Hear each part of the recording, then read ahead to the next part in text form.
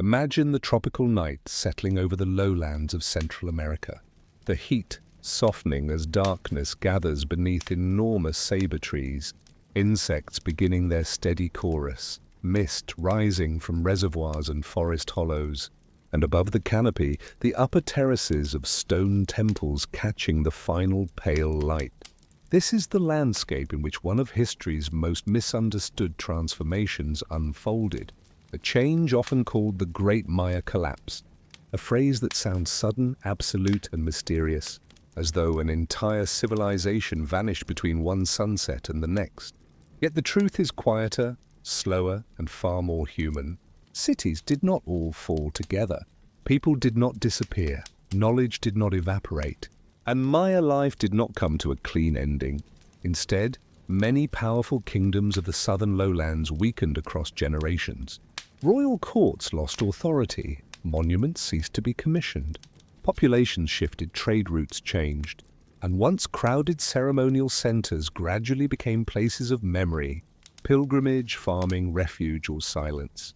The story is not a single disaster, but a long convergence of pressures, drought, warfare, political rivalry, environmental strain, inequality, disrupted exchange, and the erosion of trust in rulers who claim to keep the world in balance. Tonight we will move gently through that story, not searching for one dramatic culprit, but listening to many clues left in stone.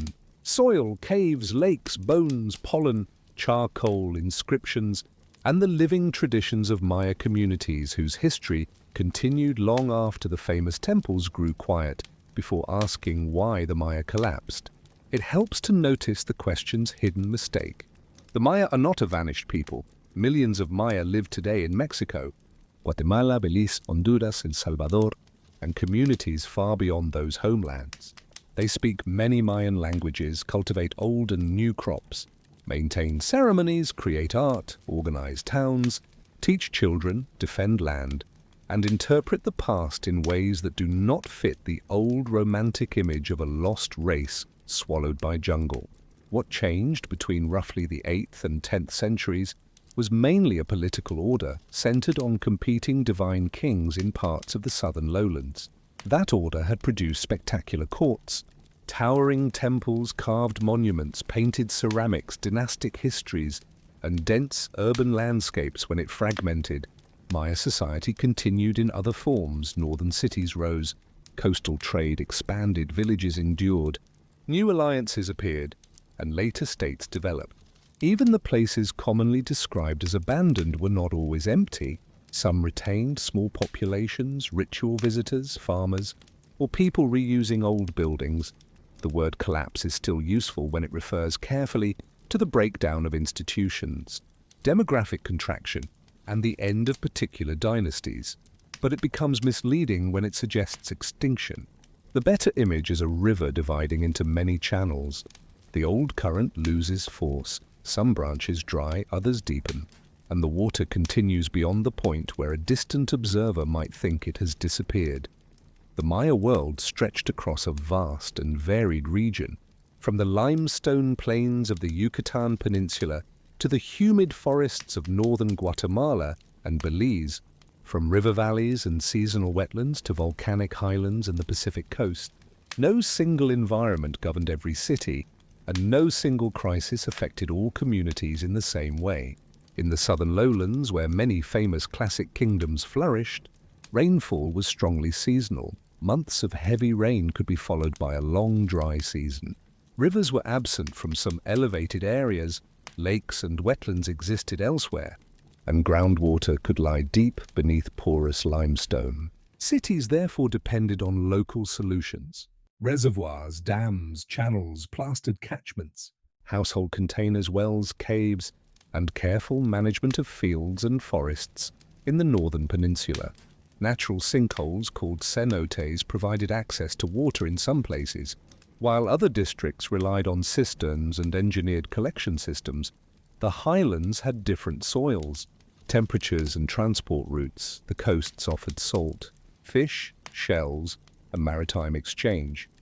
This diversity is crucial because a severe drought might devastate a crowded inland capital that depended on stored rainwater. While a settlement near a reliable spring or coast could adapt more successfully, one kingdom might be destroyed by war. Another might shrink slowly, another might redirect trade, and another might prosper as migrants arrived. The Great Maya collapse was therefore never one event spread evenly across a map. It was a mosaic of local histories connected by wider regional pressures long before the famous collapse. Maya communities had already built deep histories of adaptation, agriculture, ceremony, and political experiment. Villages existed by the second millennium before the Common Era, and during the pre-classic period some settlements grew into immense centers with platforms, causeways, pyramids, reservoirs, and broad public spaces. Cities such as El Mirador demonstrate that large-scale construction and complex organization appeared centuries before the Classic Age. Some pre-classic centers also declined, offering an earlier reminder that Maya history moved through cycles of concentration, dispersal, rebuilding, and political change, the Classic period, conventionally dated from about the 3rd century to around 900, is marked in part by the widespread use of dated stone monuments and a flourishing courtly tradition. Rulers recorded accessions, wars, marriages, rituals, births, deaths, alliances, and claims of ancestry in a sophisticated writing system. These inscriptions allow historians to hear royal voices across more than 1,000 years. Although those voices are selective and self-praising, they show a landscape of independent kingdoms rather than a single unified empire. Each court sought prestige and security. Each dynasty linked itself to sacred origins. And each city depended on surrounding communities that supplied food, labor, craft goods, military service, and tribute. By the late Classic period, many lowland regions were densely occupied. Architecture expanded, royal genealogies grew elaborate, and competition intensified. This brilliance was real. Yet the same systems that produced impressive monuments also created dependencies that could become dangerous when rainfall failed, harvests weakened, or political authority fractured. A classic Maya city was not simply a collection of empty temples reserved for priests. It was an inhabited landscape, broad in extent, filled with households. Gardens, workshops, paths, terraces, orchards, fields, quarries, waterworks, shrines, and neighborhoods. Monumental centers formed the visible heart of royal power. But most people lived in smaller compounds distributed around plazas and cultivated land. Recent mapping has revealed how extensively buildings and modified terrain spread beneath forest cover, showing that many regions supported populations larger and more organized than earlier explorers imagined. Causeways connected districts, walls directed movement or defense. Terraces stabilized slopes and channels managed water. Urban life could be dispersed rather than packed into streets like a modern city. Yet it was still urban in social complexity and infrastructure. People gathered for markets, ceremonies, court events, craft production, and communal work. Farmers raised maize, beans, squash, chili peppers, cacao in suitable zones, fruit trees, root crops, and many other plants. Hunters, fishers, potters, stoneworkers, scribes, painters, builders, merchants, healers, and officials sustained economic life. The prosperity of a capital depended on countless ordinary decisions made beyond palace walls. When the political order later weakened, it was these households that had to choose whether to remain, move toward water, join another community, reduce obligations, defend themselves, or abandon investments accumulated over generations. Collapse becomes more understandable when seen not as buildings falling, but as families making difficult choices under worsening uncertainty. At the center of classic political ideology stood the sacred ruler, often described in inscriptions with titles that signaled divine status and dynastic authority. Kings and queens performed rituals intended to renew relationships among humans. Ancestors, gods, reign, maize, time, and place. They dedicated buildings, scattered incense, offered blood, displayed captives, sponsored feasts, and marked important calendar endings. Their authority was practical as well as symbolic. Courts organized labor, diplomacy, defense, tribute, water management, long-distance exchange, and the distribution of prestige goods. Success strengthened the impression that a dynasty was favored by supernatural forces. Victory in war, abundant harvests, full reservoirs, and magnificent ceremonies could all support royal legitimacy. But this system contained a vulnerability. Rulers claimed an extraordinary role in sustaining order, and repeated failure could therefore become politically devastating. One dry year might be endured, a second might be explained through ritual, a third might require sacrifice, rationing, or new construction. But after several poor seasons, people could reasonably question whether royal promises still mattered. If elites continued demanding labor for monuments while households struggled to feed children, reverence could turn into withdrawal, resistance, migration, or support for rivals. The kings did not control the climate, yet their ideology tied them to its consequences. And when drought intersected with war and inequality, the sacred image of kingship could become a burden rather than protection. The daily economy rested above all on food and water. Maize held profound nutritional, social, and sacred importance. But Maya farming was never limited to one crop or one method. Communities cultivated upland plots, gardens near homes, terraced hillsides, drained or raised fields in wetlands, orchards, managed forests, and seasonally productive zones. Different strategies reduced risk, and farmers carried detailed knowledge of soils, rainfall, seed selection, planting times, and local microclimates.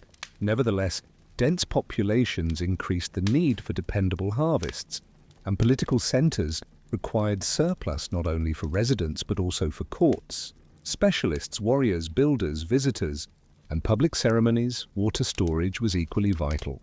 Plastered plazas and roofs could direct rain into reservoirs, channels could slow runoff, and household containers could preserve supplies through the dry months. Maintaining these systems demanded labor and coordination. Silt had to be removed, plaster repaired, catchments kept clean, and access managed. During stable years, such engineering displayed remarkable resilience. During prolonged drought, the same reservoirs became finite clocks, each day of clear sky lowering the level, concentrating contamination, and sharpening conflict over who could draw water. A city that had grown because its rulers successfully organized storage might become especially vulnerable if the rains failed beyond the capacity for which the system had been designed. Ingenuity allowed large populations to flourish, but ingenuity could not create endless water, and the line between successful adaptation and dangerous dependence was sometimes very thin. For generations, the southern lowlands supported numerous kingdoms woven into networks of marriage, tribute, pilgrimage, exchange, rivalry, and war. Among the most influential were Tikal and Calakmul, capitals associated with competing alliances that drew smaller polities into wider struggles. Their conflict was not a simple two-sided war continuing without pause. Loyalties shifted. Subordinate rulers pursued their own interests. Marriages created new bonds, defeats altered prestige, and distant courts used moments of weakness to gain independence. Inscriptions record attacks, captures, dynastic interventions, and victories staged as sacred history. Warfare could seek tribute, captives, territory, strategic routes, or the humiliation of a rival king. It could also remove a dynasty and install another. As populations grew and political networks became more tightly connected, conflict in one area could disturb regions far away. A defeated court might lose access to allies or goods. Displaced nobles might carry disputes elsewhere, and farmers near contested borders might abandon fields. The political landscape resembled a fabric under tension, strong while many threads held, vulnerable when enough connections snapped. By the 8th century, some courts were constructing defensive walls or choosing more protected location, signs that insecurity was becoming part of ordinary planning. War alone did not cause every collapse, but it weakened cooperation exactly when environmental stress made cooperation most necessary. The 8th century can appear, at first glance, Like the opposite of an age-approaching crisis, many cities built ambitious palaces and temples. Artists produced refined sculpture and painted vessels. Rulers celebrated long dynasties, and inscriptions recorded elaborate ceremonies. This visible prosperity has sometimes encouraged the idea of a sudden fall from a golden peak. Yet growth itself could deepen fragility. Larger courts required more tribute. Expanding populations cultivated more land. Construction consumed timber, plaster, food, and labor. Rival dynasties invested in ever grander displays, and political competition encouraged rulers to promise protection, abundance, and cosmic stability. A system can look strongest at the moment it becomes least flexible, because resources have been committed, obligations multiplied, and expectations raised. The last monumental projects at some sites may therefore represent confidence, anxiety, or both. A ruler facing uncertainty might reduce expenditure, but might also build more urgently to demonstrate that the dynasty remained powerful.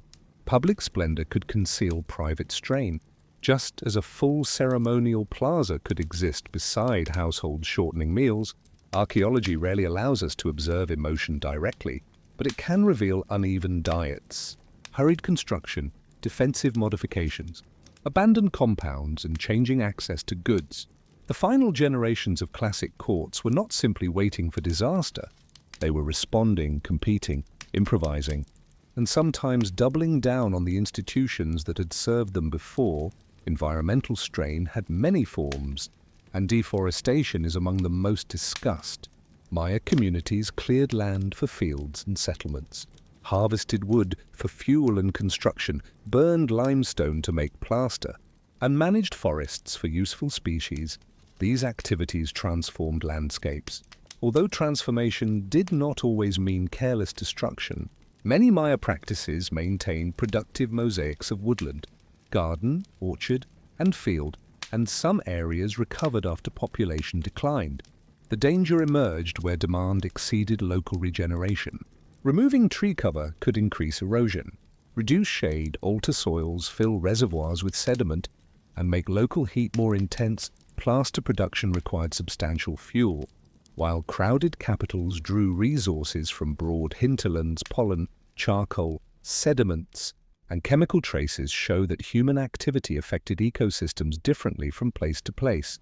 There is no evidence that every kingdom ruined its environment in the same manner, but there is strong reason to see environmental pressure as part of the background against which drought and war became more damaging.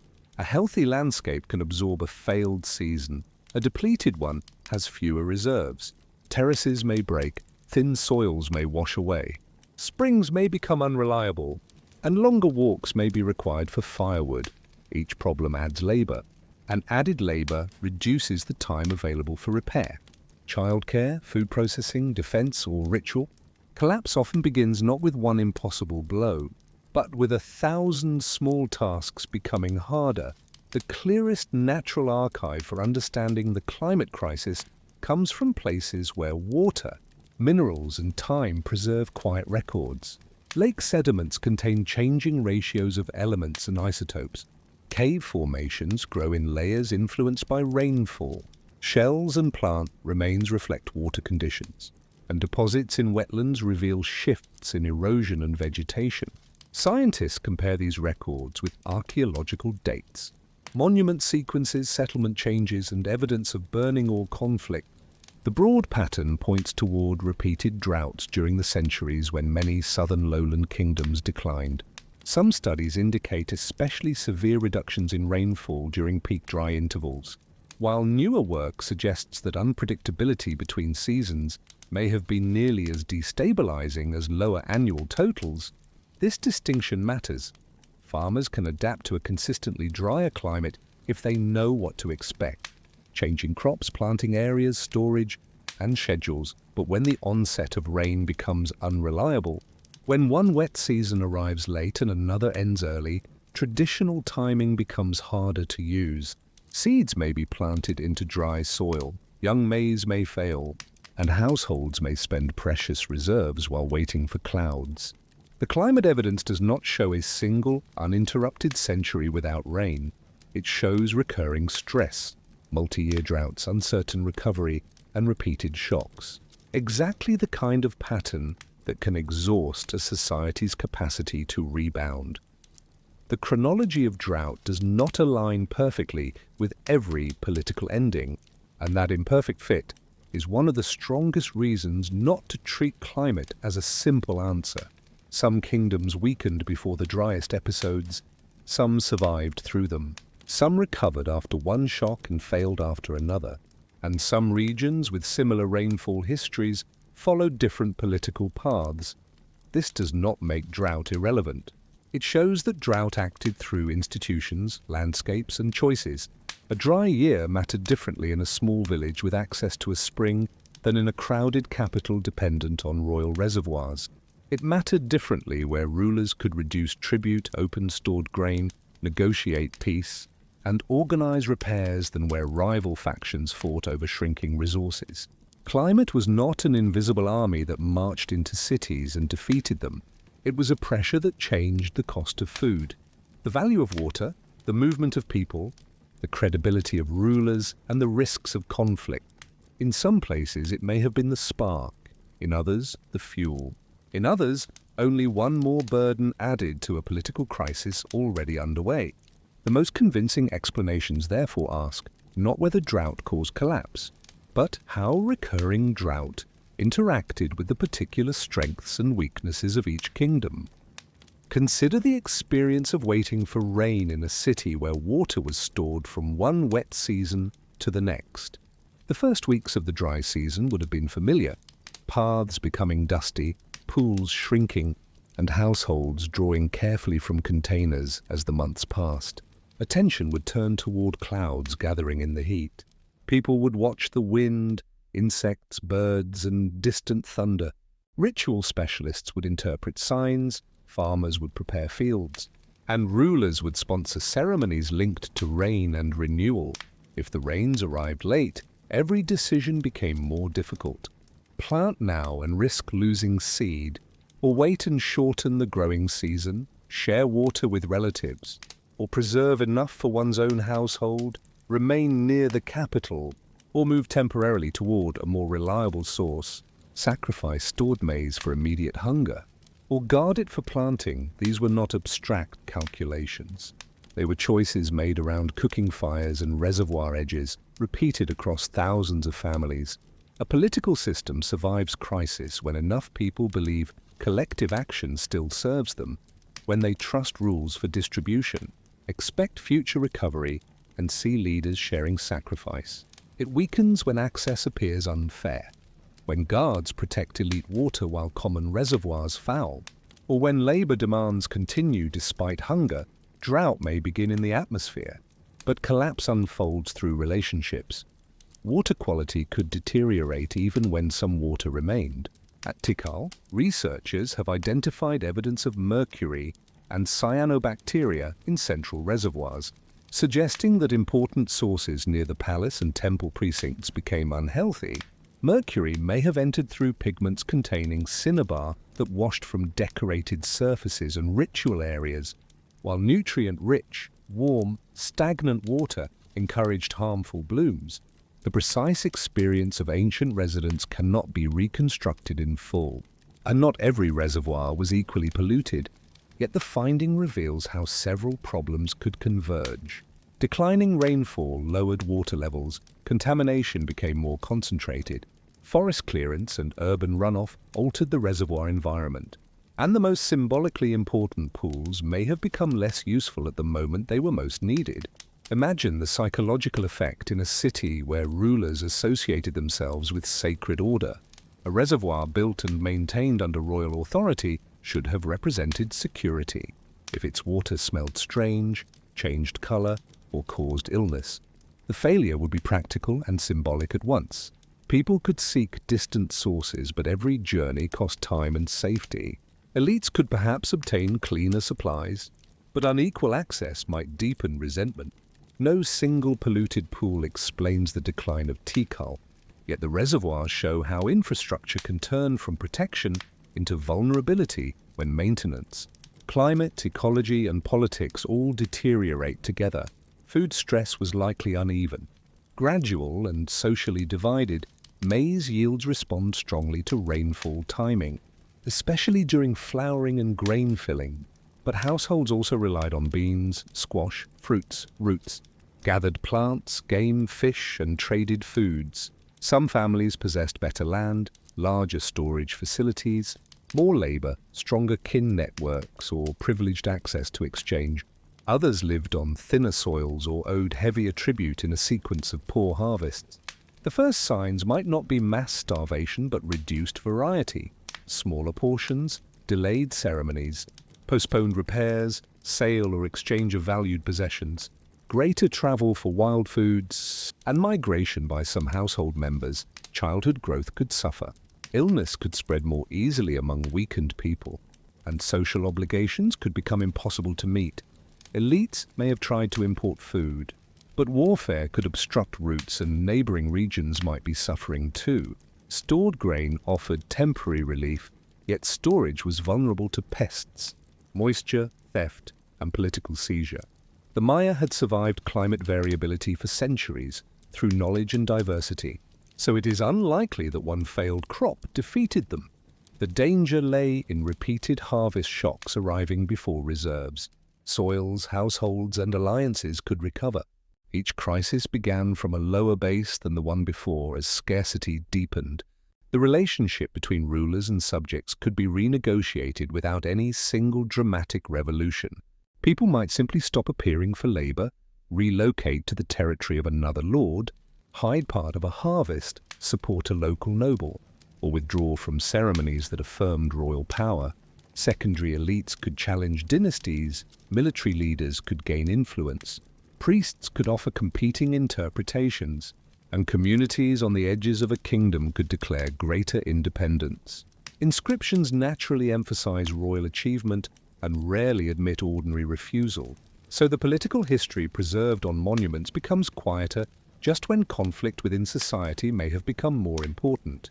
The absence of texts is not proof of rebellion, but it marks the weakening of institutions that commissioned scribes, quarried stone, organized ceremonies, and expected public recognition. In some cities, the final monuments are poorly carved or strangely placed.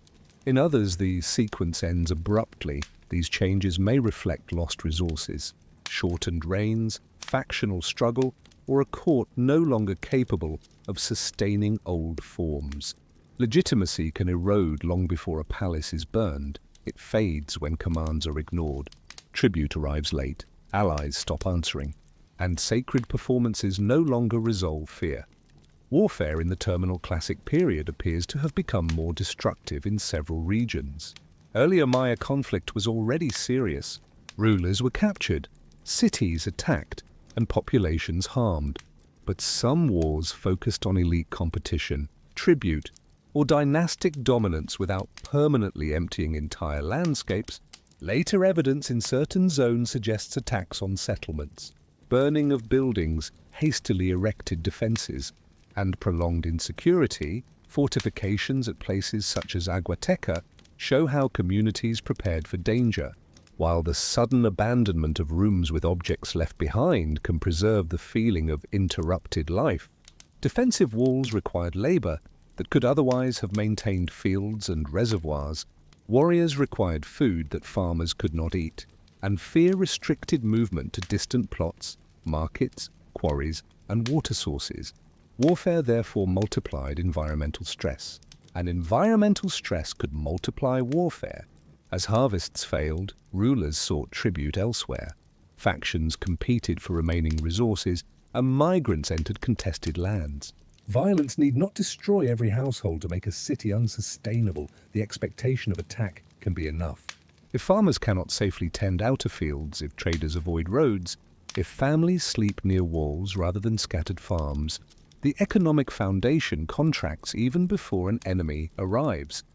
One of the clearest examples of political violence comes from the Patex-Batun region of Guatemala, where kingdoms once participated in wider alliances and courtly competition. During the late 8th century, the area experienced intense warfare. Fortifications, attacks, dynastic disruption, and rapid political fragmentation, Dos Pilas, Aguateca, and neighboring centers followed different paths, but together they reveal a regional system breaking under conflict. Dos Pilas was itself founded through dynastic struggles connected to Tikal. Later rulers built power through warfare and alliance, yet the network they created proved unstable. When authority weakened, former dependencies fought, defensive positions multiplied, and populations concentrated or fled. At Aguateca, fire and sudden abandonment preserved elite residences with tools, ornaments, and household goods, suggesting that some inhabitants expected to return or had little time to remove possessions. This is not a universal model for the entire Maya lowlands. Many cities show no identical destruction. But Pitex Batun demonstrates that collapse could be an active political process, not merely a passive response to drying climate. Rulers made choices, enemies exploited weakness, and local conflicts spread through alliance networks in such a landscape. Even normal rainfall might not have restored stability quickly because trust, labor organization, and security had already been shattered. Farther southeast, Kapan offers another deeply studied sequence. The city flourished in a fertile valley and developed an extraordinary sculptural and architectural tradition. Its rulers recorded a dynasty extending across centuries, including the famous reign of Waksa Klajun Uba Kawil, often called 18 Rabbit, whose capture and death at the hands of Quirigua in the 8th century marked a major political reversal. Kapan continued after that defeat, but the event altered regional power and demonstrated the vulnerability of even celebrated kings. Over time, population growth, erosion, pressure on hillsides, unequal access to resources and political strain contributed to decline. Evidence from settlement and human remains suggests that health and nutrition varied across social groups. The final dated monument associated with the dynasty belongs to the early 9th century, yet people remained in the valley afterward. Some elite traditions continued, buildings were reused, and population contraction unfolded over generations. Kapan therefore resists the image of a city suddenly abandoned after one catastrophe. Its history shows a long decoupling of royal court and local community. The dynasty's monumental voice ended, while households adjusted, moved, and endured. Palenque, set near the foothills of Chiapas with abundant water compared with many interior centers, followed a different trajectory. Its elegant palace, inscriptions, aqueducts, and temples testified to a court skilled in engineering, art, and historical memory. The city experienced warfare before its great florescence, recovered under powerful rulers, and created some of the most detailed dynastic narratives known from the Maya world. By the late 8th and early 9th centuries, however, monumental activity diminished and political authority weakened. Drought may have affected the wider region, but Palenque's access to springs and streams means water shortage cannot explain its fate in the same way as at a reservoir-dependent city. Conflict, shifting trade, changing alliances, and regional instability likely mattered greatly. The court could not remain insulated from the breakdown of neighboring networks. Even a well-watered capital needed food from surrounding lands, security along routes, and recognition from allies and subjects. Palenque reminds us that resilience in one domain does not guarantee survival in all others. A city may possess water but lose political reach, may retain sacred prestige but lack labor, may escape direct destruction yet become less attractive than emerging centers elsewhere. Tikal, rising above the forests of northern Guatemala, experienced cycles of defeat, recovery, expansion, and rivalry long before its final decline. Its rulers participated in far-reaching networks, encountered influence from central Mexico in the early Classic period. Fort Calakmul and its allies suffered a long interruption in dated monuments, then returned to power in the late 7th century. This history proves that Maya kingdoms could survive major setbacks when institutions, resources, and alliances remained capable of renewal.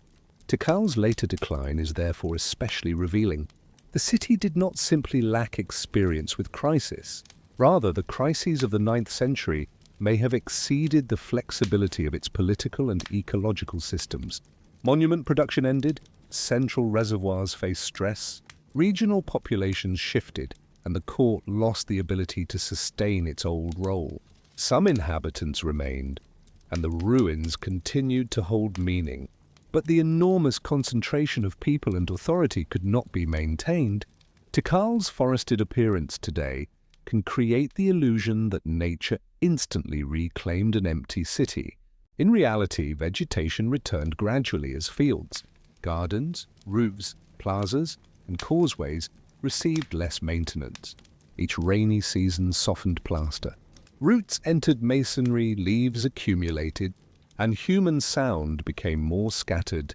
Calakmul, Tikal's great rival, also declined within a changing political world. Located in what is now Mexico's Campeche region, it had built influence through alliances often associated with the Snake dynasty. Its rulers intervened across a vast area, supported subordinate courts, and challenged Tikal's position. Such broad networks could bring tribute and prestige, but they depended on continued military credibility and loyal partners. After major defeats and shifting dynastic fortunes, Calakmul's reach weakened, monuments became less frequent, and regional centers pursued their own paths.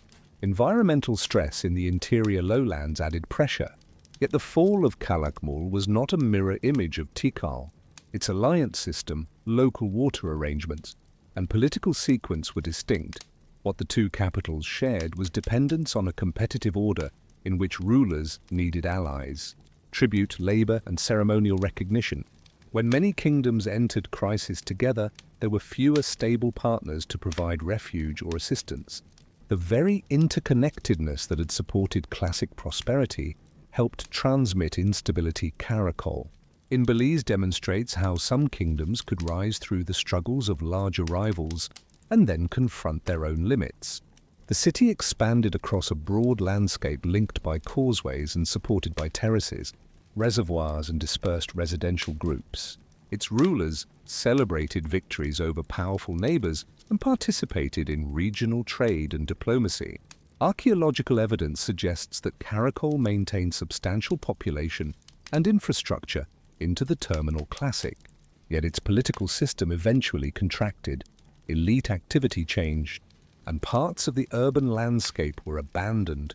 The sequence appears later and more gradual than at some southern centers, reminding us that collapse moved in waves rather than along a single calendar line. Caracol's engineered landscape may have helped households endure environmental stress, but the weakening of exchange networks and neighboring courts reduced the advantages of belonging to a great capital.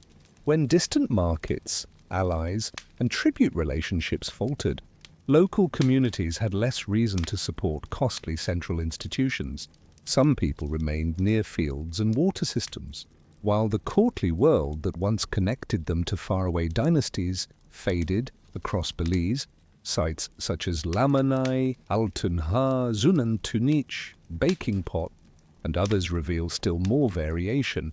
Lamanai remained occupied for an exceptionally long span and continued as an important community well beyond the 9th century. Its position near a lagoon and access to trade likely supported continuity. Other settlements reorganized rather than disappeared. Populations moved toward waterways, coastal routes, or defensible places. Ceremonial buildings were reused in altered forms, and communities maintained local identities after royal monument traditions ended. These cases warn against treating the southern lowlands as a uniform field of deserted cities. Waterways could become lifelines as overland political routes grew dangerous. Canoes carried salt, pottery, obsidian, food, and people, and coastal exchange gained importance. A family leaving an inland capital did not necessarily enter an unknown wilderness. They might join relatives in a smaller settlement, move toward a river port, or travel along networks already used for marriage and commerce. Migration was a form of adaptation, not simply evidence of helpless flight. The northern lowlands of the Yucatan Peninsula did not collapse at the same time as many southern kingdoms.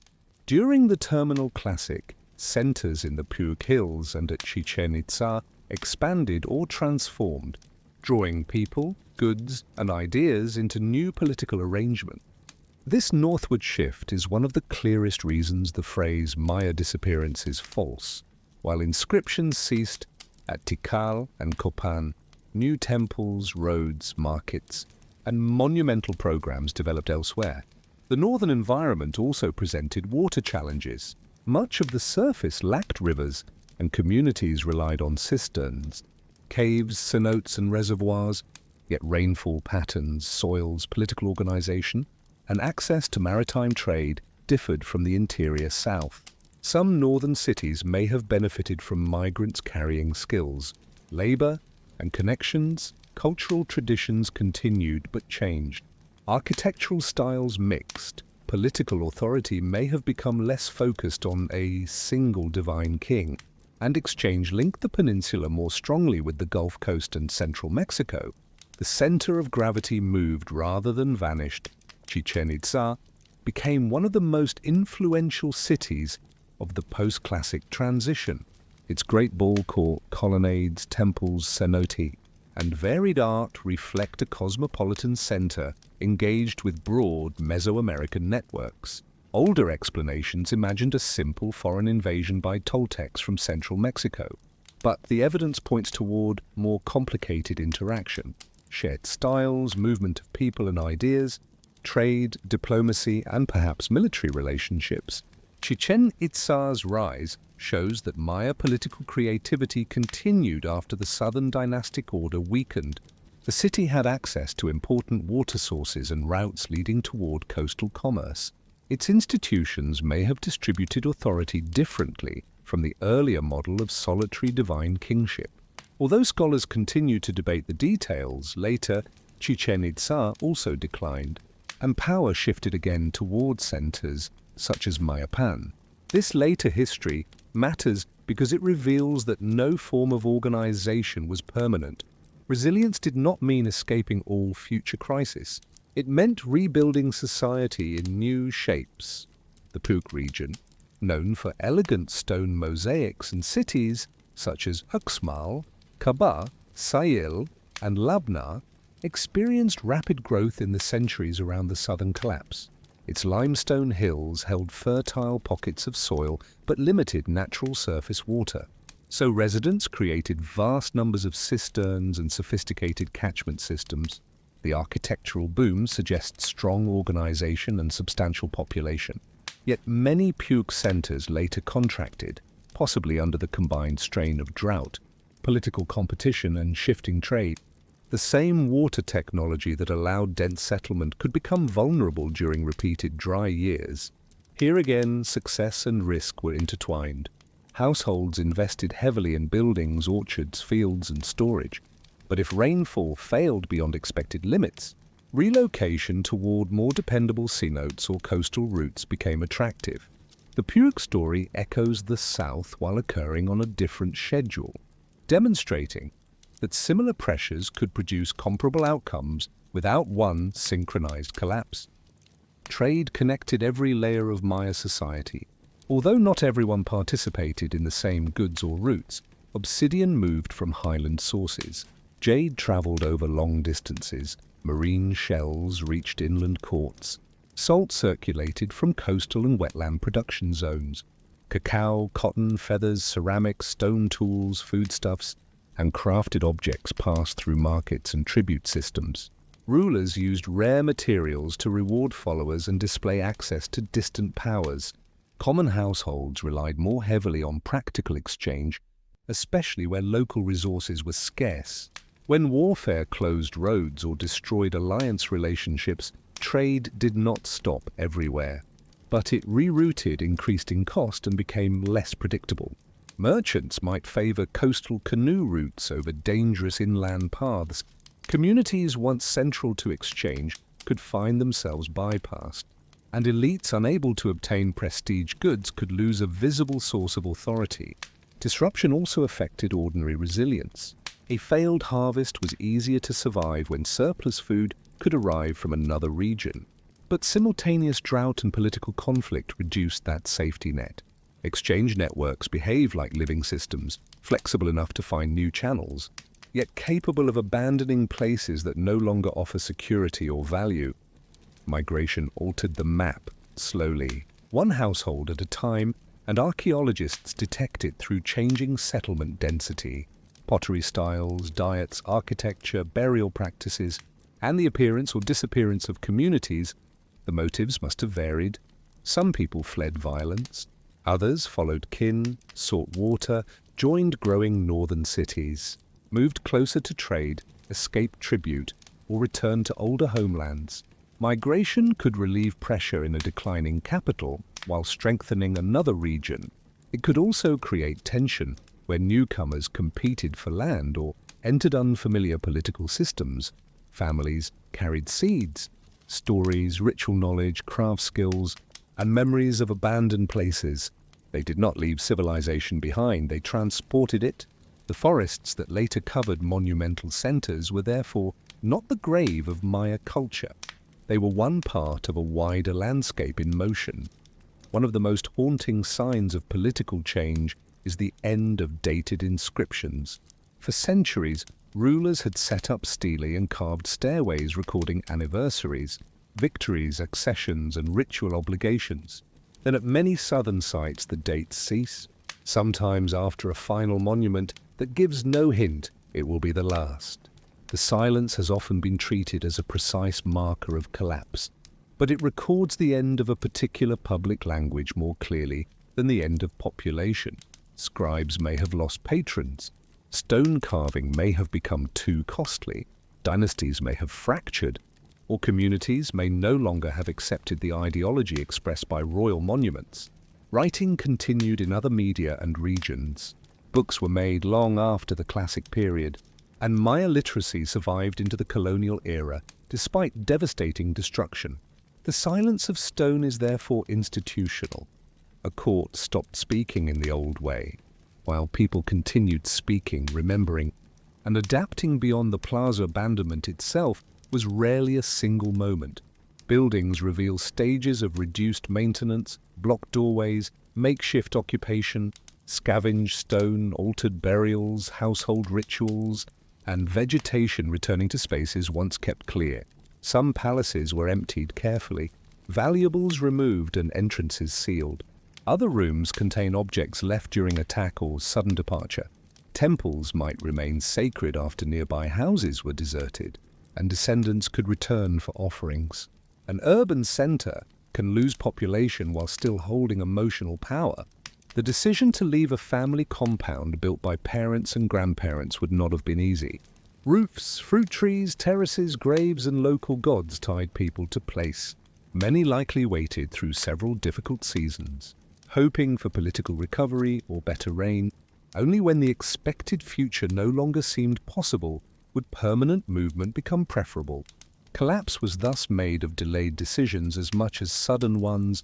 Archaeologists sometimes speak of demographic decline, but population estimates are complicated. Tropical preservation is uneven, many houses remain hidden, occupation dates are broad, and different survey methods produce different totals. What is clear is that numerous southern lowland regions experienced substantial contraction after the 8th and 9th centuries. Dense settlement around major centers thinned, agricultural terraces fell out of use, and forests regenerated. The decline may have involved both mortality and migration. Famine, violence, disease, and reduced birth rates could all contribute. But it is difficult to assign exact proportions. The human cost was undoubtedly serious, even when civilization endured. Children went hungry, families lost homes, captives were taken, rulers were killed, and journeys into uncertain territories began. Recognizing Maya survival should not soften the suffering of the transition. Just as recognizing suffering should not erase resilience, ceramics offer a quieter record of changing life. Styles associated with royal feasting and courtly exchange disappear or become less common. Local wares replace widely distributed forms, production centers shift, and household assemblages reveal new patterns of cooking. Serving and storage, pottery is durable, but its meaning depends on context. A painted vessel in a tomb speaks differently from a plain jar beside a hearth across the terminal classic. Changing ceramic suggests that networks once maintained by courts became fragmented. While local and regional identities grew more prominent, artisans adapted to new patrons, households continued making meals, and social life persisted without the same elite performance. The end of royal luxury was not the end of craft. It was a change in who commissioned objects and why. The collapse of centralized authority may have given some communities greater autonomy. Although freedom from a failing court did not guarantee safety, villages could reduce tribute, reorganize leadership, and maintain local shrines. But they also lost military coordination, large-scale water maintenance, dispute resolution, and access to networks managed by elites. People may have welcomed the end of burdensome labor while fearing raiders or drought. Political fragmentation creates both opportunities and dangers, and its effects differ by class, location, and kinship.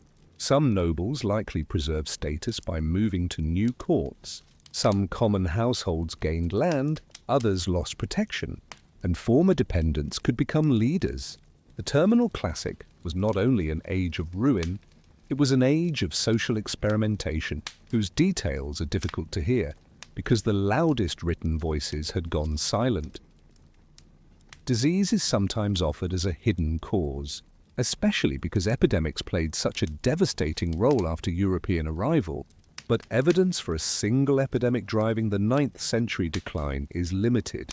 Tropical conditions often preserve pathogens and soft tissue poorly, and skeletal signs can indicate stress without identifying one precise illness. Crowded settlements, contaminated water, malnutrition, and displacement would certainly have increased vulnerability to infection. Mosquitoes, parasites, gastrointestinal disease, and respiratory illness could burden households, especially during drought. Yet there is no clear signature of one disease sweeping through every southern kingdom. It is more reasonable to see illness as a possible amplifier. People weakened by hunger and unsafe water would recover slowly. Labor forces would shrink, and care for the sick would consume scarce resources. Disease may have been part of the human experience of collapse without being its single engine. Earthquakes, hurricanes, and other natural disasters also appear in proposed explanations. The Maya region is exposed to tropical storms, and its southern margins lie near active faults and volcanoes. Severe events could destroy crops, damage buildings, flood coasts, or block routes.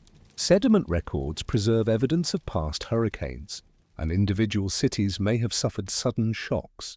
But no known earthquake or storm matches the broad geography and long duration of the terminal classic transformation. Hurricanes can sometimes refill reservoirs even as they destroy fields, and communities familiar with storms develop rebuilding practices. A disaster becomes historically decisive when it strikes a society already weakened. A powerful storm after drought could flatten the remaining maize, damage roofs, contaminate water, and force migration. While the same storm in a stable decade might be followed by rapid repair, these events belong in local stories, but they do not provide a universal answer. Foreign invasion once held a prominent place in popular accounts.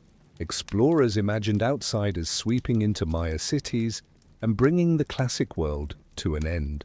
Similarities in art between Chichen Itza and central Mexico encouraged stories of Toltec conquerors, while older racial theories portrayed Maya people as too peaceful or refined to have made war among themselves. Archaeology and deciphered inscriptions overturned much of that picture. Maya kingdoms fought frequently, formed military alliances, captured rulers, and destroyed rivals. Cultural influence traveled in several directions, and no single invading people can be traced across all collapsing southern cities. Newcomers may have entered particular regions, mercenaries or migrants may have joined conflicts, and foreign connections shaped politics. But invasion is not the master key. The strongest evidence points toward internal and regional processes interacting with environmental stress. Social revolt offers another possibility. If common households bore rising tribute while elites continued costly ceremonies, resistance would be understandable. Burned palaces, defaced monuments, or abrupt changes in elite residence might suggest rebellion in some places. Yet destruction can also result from enemy attack, factional war, later reuse or ritual termination, and ordinary people rarely left written declarations explaining their actions. A vast coordinated uprising across the Maya lowlands is unlikely, but local revolts, refusal of labor, attacks on unpopular nobles, and support for rival leaders may have helped dissolve kingdoms. Rebellion need not look like a single crowd storming a palace. It can be the cumulative withdrawal of cooperation, farmers leaving fields that feed the court, builders refusing projects, villages withholding tribute, and families moving beyond a ruler's reach in that quieter sense. Social resistance probably formed part of the transformation. The most useful way to understand the Great Maya collapse is through interacting feedback loops. Begin with several dry years, harvests decline and reservoirs fall. Rulers demand labor to deepen water systems or wage war for resources. Farmers have less time for their own fields, malnutrition rises and disease spreads. Rival factions accuse the court of failure, border communities defect, trade becomes dangerous, prestige goods vanish, royal authority weakens, maintenance slows, reservoirs silt, terraces erode, and the next drought causes greater harm than the first. Migrants move into neighboring territories, increasing tension there. Rulers launch raids to restore tribute. More fields are abandoned, and food becomes scarcer. No step alone is fatal, but each makes the next more likely. A resilient system absorbs shocks by using reserves and cooperation. A brittle system turns shocks into cascades. This model explains why collapse could accelerate after centuries of successful adaptation. Population growth, political competition, and environmental modification had reduced the margin for error. While repeated crises prevented full recovery, it also explains why outcomes differed. A community near permanent water could break one part of the loop. A ruler who negotiated peace could preserve labor. A coastal town could maintain food imports. A dispersed population could reduce disease and resource pressure. A region with diverse crops could survive irregular rain. And a flexible political system could replace a failed dynasty without abandoning the settlement. Resilience was not a mysterious cultural quality possessed by some Maya and absent in others. It emerged from particular resources, institutions, decisions, and connections, nor was failure proof of ignorance. People can understand a danger and still lack the power. Time or agreement needed to solve it. Maya farmers knew drought, engineers knew water, diplomats knew rivalry, and rulers knew the cost of defeat. The tragedy was that many problems arrived together and solutions for one could worsen another. Researchers reconstruct these processes with remarkable patience. Excavators trace floor layers thinner than a finger, identify burned beams, map household compounds, analyze pollen, count tree species in charcoal, examine teeth for childhood stress, study isotopes that reveal diet and movement, date organic remains with radiocarbon methods, read glyphs, compare ceramic sequences, model watersheds and scan forests from the air. Every method has limits. Radiocarbon dates come with ranges. Inscriptions favor elites. Skeletons preserve only some people. Pollen may represent a broad catchment, and LiDAR shows shapes without automatically revealing age or function. Confidence grows when independent lines of evidence converge. A drought recorded in a cave becomes more meaningful when settlement declines. Reservoir stress and political disruption occur in a compatible period. Disagreement remains essential because it prevents one dramatic theory from hardening into myth. The decipherment of Maya writing transformed the debate.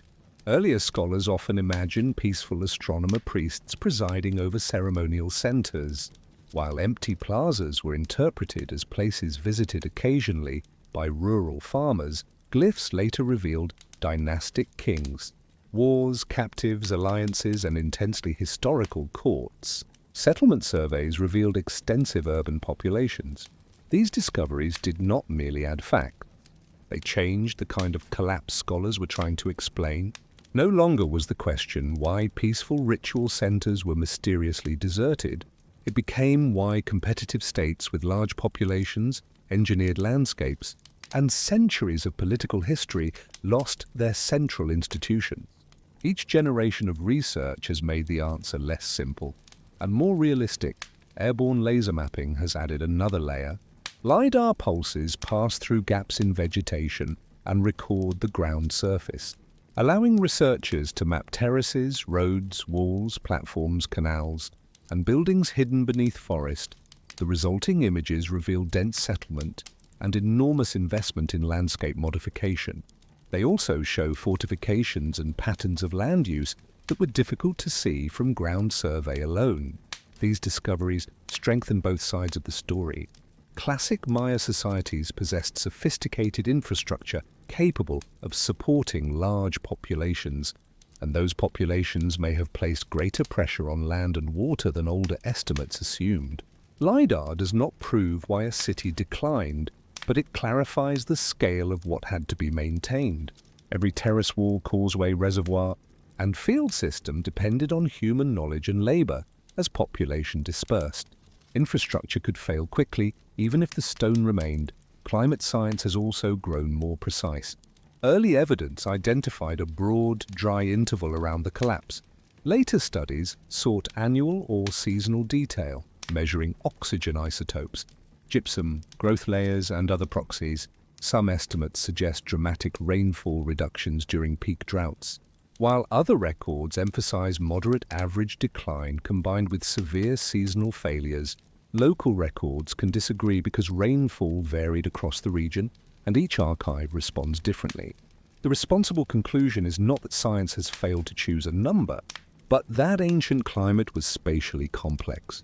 Just as modern rainfall can flood one district and miss another, the repeated appearance of drought signals across independent archives makes climate stress difficult to dismiss, yet the variation prevents it from becoming a simple clock that predicts political collapse. Dates themselves require care. The end of a monument sequence may be known to a particular day in the Maya calendar, while the abandonment of nearby houses may only be dated within several decades. A burned palace might mark one attack, but surrounding fields could have been used long afterward.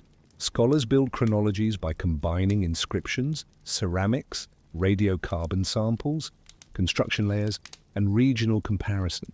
When the dates do not align neatly, that messiness is evidence of real human processes. Capitals, suburbs, villages, and farms rarely stop together. One institution may fail while another survives, and one family may leave years before its neighbors. The phrase collapse compresses this unevenness into a single word. Archaeology patiently opens it again. Older accounts were shaped by colonial assumptions. European and North American writers sometimes treated monumental architecture as proof of a vanished superior race, refusing to recognize living Maya people as descendants of the builders. Others used the ruins to tell moral stories about tropical laziness, environmental misuse, or inevitable civilizational decay. Such narratives separated ancient achievement from modern indigenous communities and turned conquest into an epilogue to a civilization supposedly already dead. Contemporary archaeology increasingly works with Maya scholars, communities, languages, and oral histories.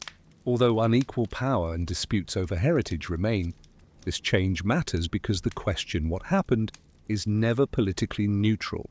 Calling a people vanished can make their present rights easier to ignore. The Spanish invasions of the 16th and 17th centuries were not the cause of the classic collapse. They occurred centuries later, but they brought a different catastrophe. Warfare, forced labor, displacement, religious persecution, tribute, and diseases caused enormous population loss. Maya books were destroyed, temples were attacked or repurposed, and colonial officials attempted to reorganize communities. Yet conquest was prolonged and incomplete. Maya states resisted for generations. The Itza kingdom at Neupaten remained independent until 1697. Uprisings continued through later centuries, and cultural survival persisted in language, farming, ritual, dress, community institutions, and historical memory. Placing this later violence beside the classic transformation prevents an old misconception. The Maya did not disappear in the 9th century and leave an empty stage for Europeans. They built new societies, fought new wars, and met invaders as living peoples with long histories to picture the transformation from the viewpoint of one household. Imagine a family living a few hours from a royal plaza near the end of the 8th century. Their compound contains several buildings around a swept courtyard. Fruit trees grow nearby, maize dries beneath a roof, pottery rests beside a hearth, and ancestors are buried beneath floors or close to the home. The family owes labor and goods to local authorities, attends markets and ceremonies, and depends on relatives spread through neighboring settlements. During a good year, obligations may feel manageable, public festivals bring food and news, reservoirs remain full and the court offers protection. Then uncertain rains begin, the harvest is smaller. One relative leaves to find work near a river, another is called for military service. Tribute collectors arrive despite empty storage jars, and rumors spread that a rival army has crossed the boundary. The family repairs its roof with inferior materials because timber is harder to obtain, postpones a ceremony, and plants an additional patch in a damp hollow.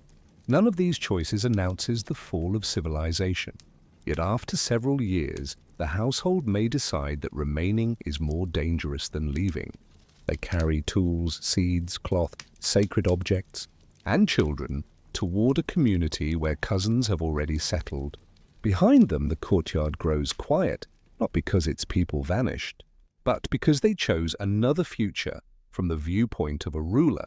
The same crisis would look very different. Reports arrive from local officials describing failed crops, missing tribute, and villages requesting relief.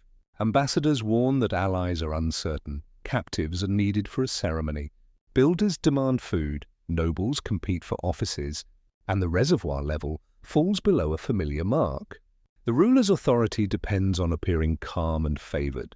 Admitting weakness could invite rebellion or attack, so the court commissions rituals, sends gifts to a wavering ally, orders repairs, perhaps increases demands on districts that still produce surplus. Each decision may be rational within the political system, yet together they can intensify pressure.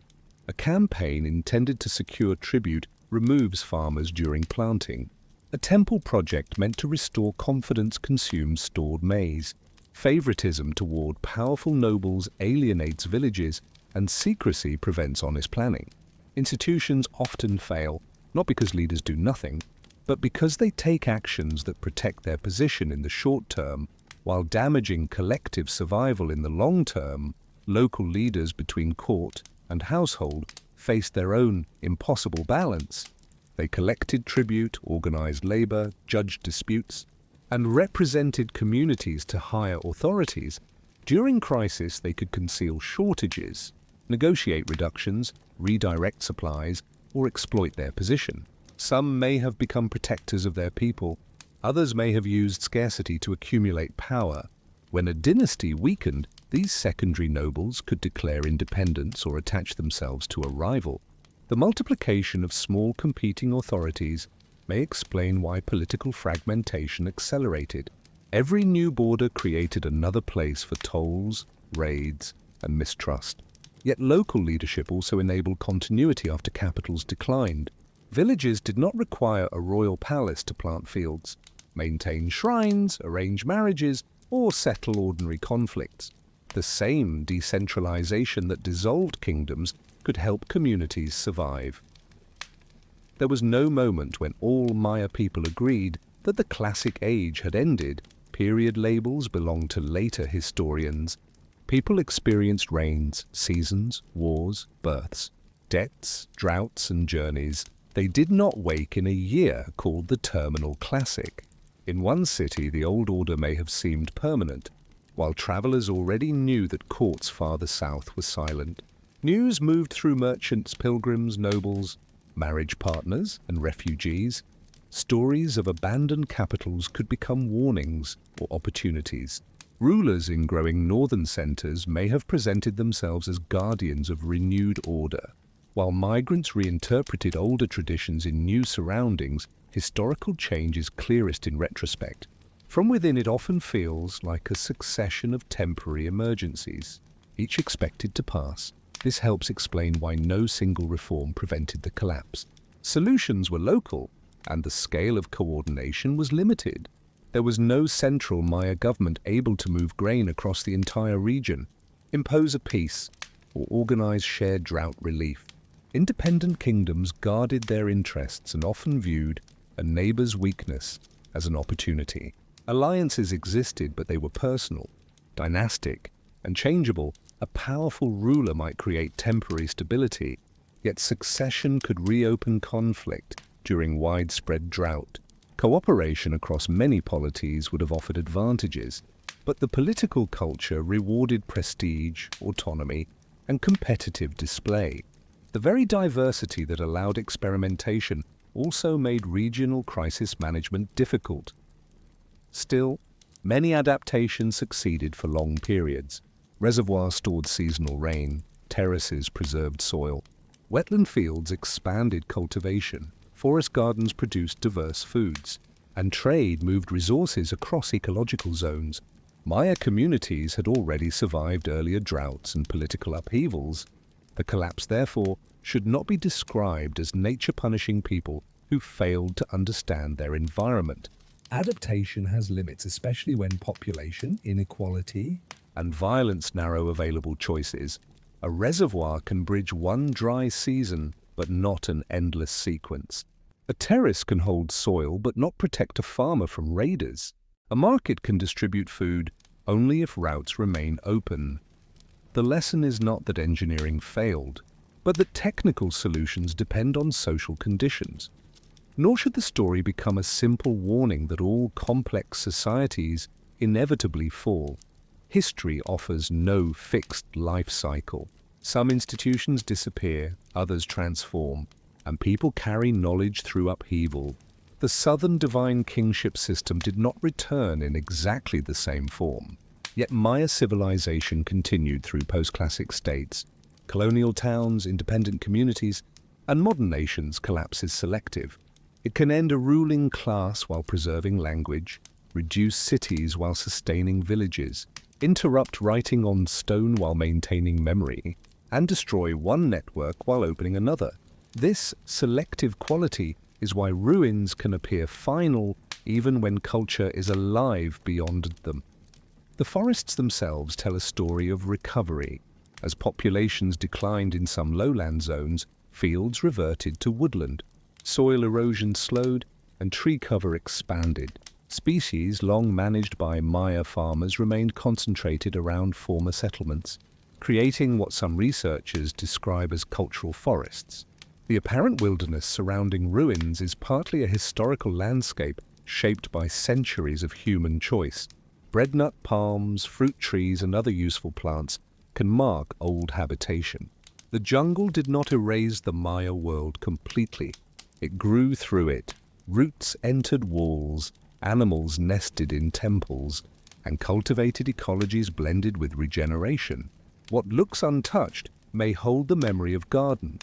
When explorers from outside the region publicized the ruins in the 19th century, they often described cities lost to civilization. Their drawings and accounts fascinated distant readers, but local Maya guides, farmers, laborers, and communities already knew many sites. Some ruins remained places of ritual and historical association. The language of discovery overlooked that continuing knowledge. Archaeology later cleared plazas and reconstructed monuments, creating the dramatic open spaces visited today. Yet ancient cities were full of color, fabric, smoke, food, movement, wooden buildings, gardens, and voices. Bare stone can make the past seem more solemn and empty than it was. To understand collapse, we must first restore life to the landscape in imagination. Color covered many surfaces. Temples and palaces were painted red, blue, yellow, black, white, and green. Stucco figures projected from facades, banners moved in the wind, incense drifted through plazas, musicians played drums, rattles, shells and trumpets. Merchants arranged goods, children crossed courtyards, dogs searched for scraps, scribes prepared pigments, and workers carried baskets of stone and earth when court life contracted. These sensory worlds changed before buildings physically fell. Fewer fires burned, plaster lost its brightness. Weeds appeared at stair edges, ceremonies became smaller, and sounds carried farther through emptier spaces. Collapse may have been heard as much as seen.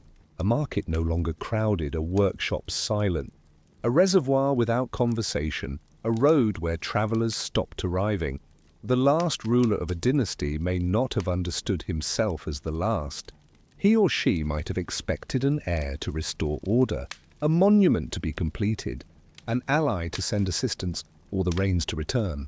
Unfinished carvings and interrupted construction preserve that uncertainty. History often gives finality to moments that were open for those living through them. This is one reason the ruins evoke such strong emotion. They hold plans that were never fulfilled, rooms prepared for lives that moved elsewhere, and texts that continue a story without stating its end. The silence after the final date belongs to us as observers, not necessarily to the hopes of the people who carved it. What really happened then was not a mystery in the sense of an event beyond explanation, nor a solved case with one neat conclusion. The strongest evidence supports a multi-causal transformation. Recurring drought and unstable rainfall strained food and water. Dense populations and altered landscapes reduced reserves in many areas. Warfare disrupted farming, trade, and political cooperation. Royal competition consumed labor and made compromise difficult. Inequality shaped who suffered first. Pollution and disease amplified hardship. Migration redistributed people, and the sacred legitimacy of kings weakened when they could no longer deliver security or abundance. These pressures formed different combinations in different cities, creating a regional pattern without a universal sequence. In some places, war came first, and drought worsened the aftermath.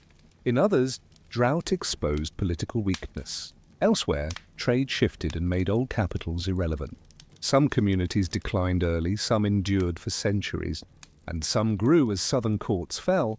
This variation is not an inconvenience to be removed from the story. It is the story.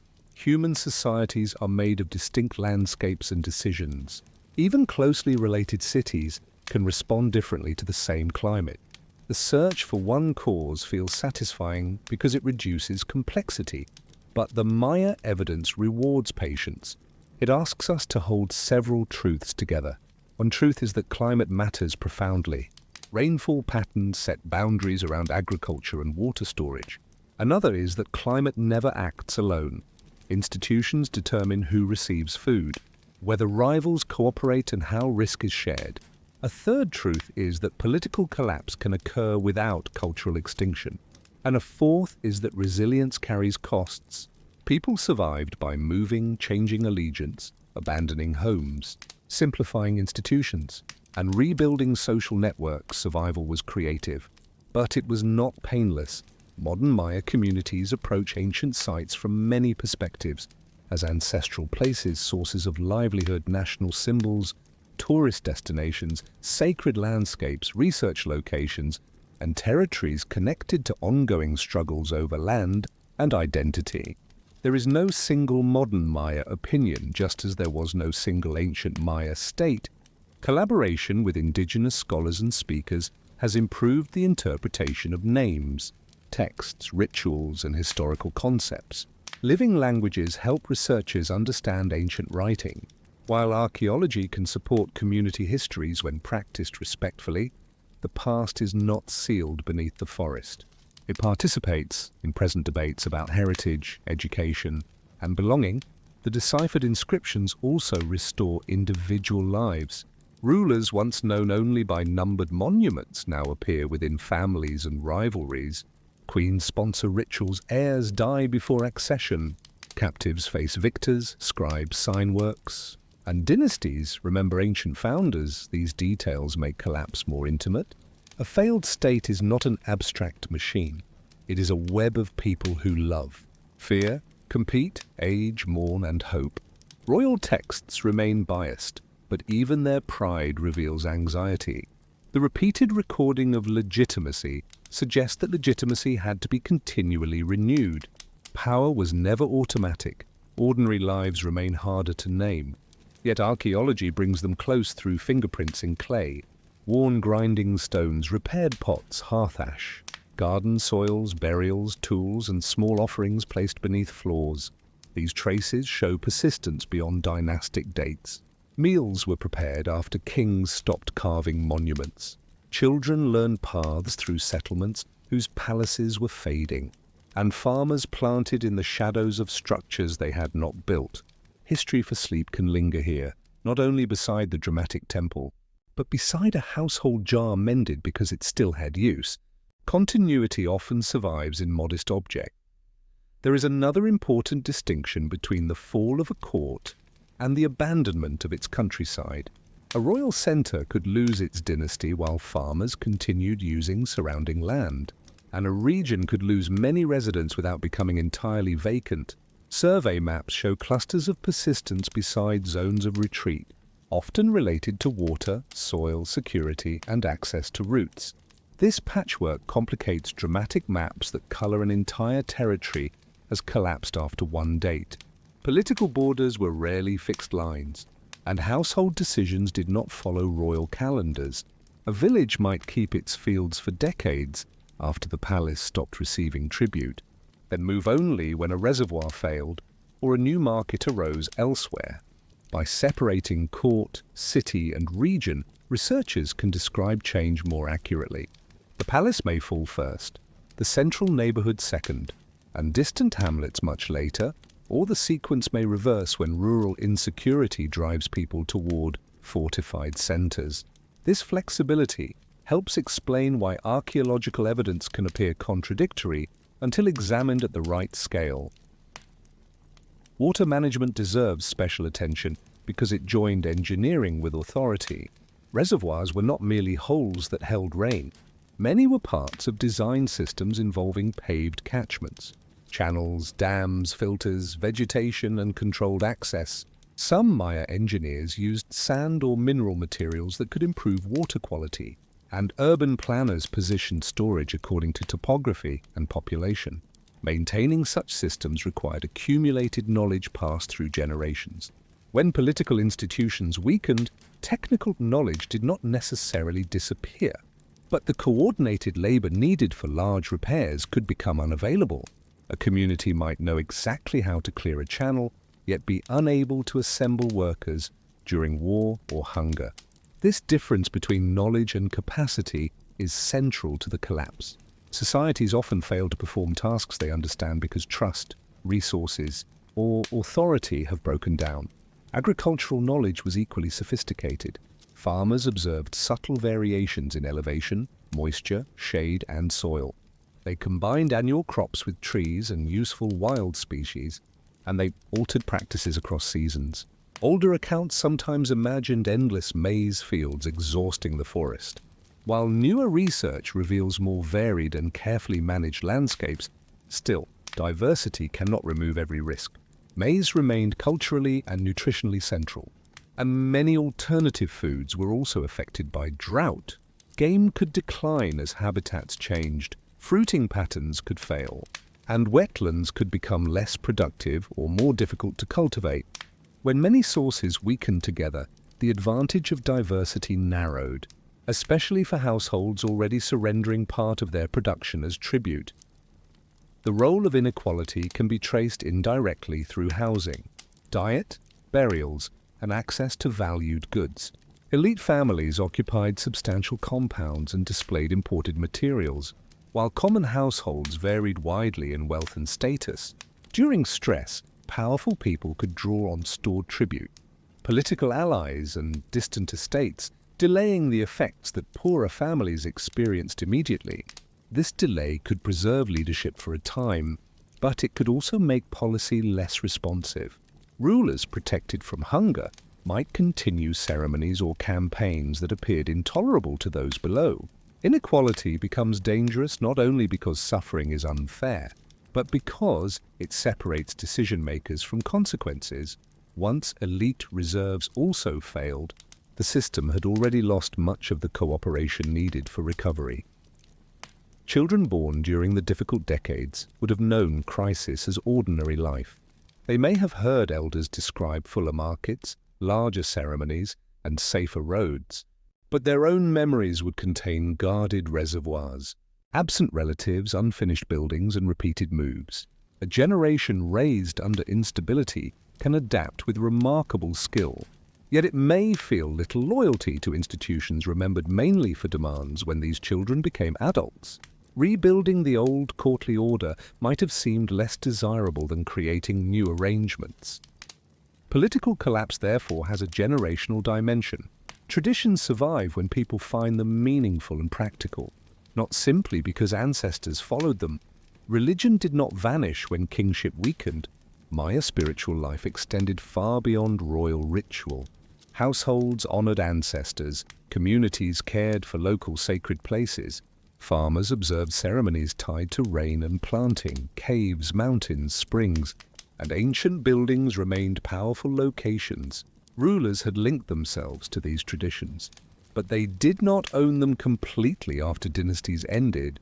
People could maintain ceremonies under different leadership, reinterpret old temples, or carry sacred bundles and stories to new settlements. The endurance of religion helps explain cultural continuity.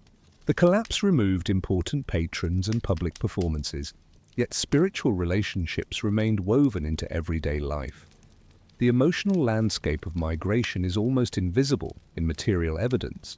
Archaeology can identify a new house or change pottery, but not the final conversation before departure, not the fear of leaving graves behind, not the relief of reaching dependable water, and not the tension between newcomers and established families.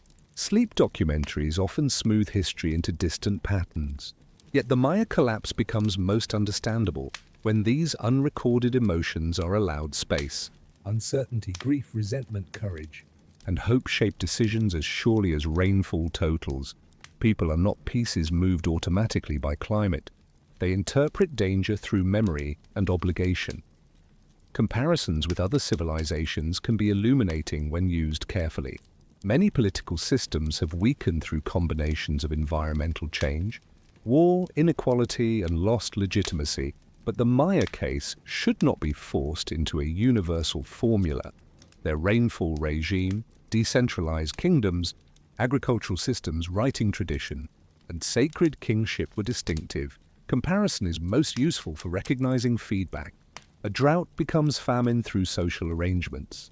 Conflict becomes depopulation when farming and trade cannot recover, and institutional rigidity turns temporary shock into lasting transformation. The details remain Maya, even when the broader dynamics feel familiar. Perhaps the deepest lesson is that collapse is not a moment when complexity disappears. It is a period when complexity becomes difficult to coordinate. Skills remain, memories remain, fields and buildings remain, but the relationships connecting them loosen.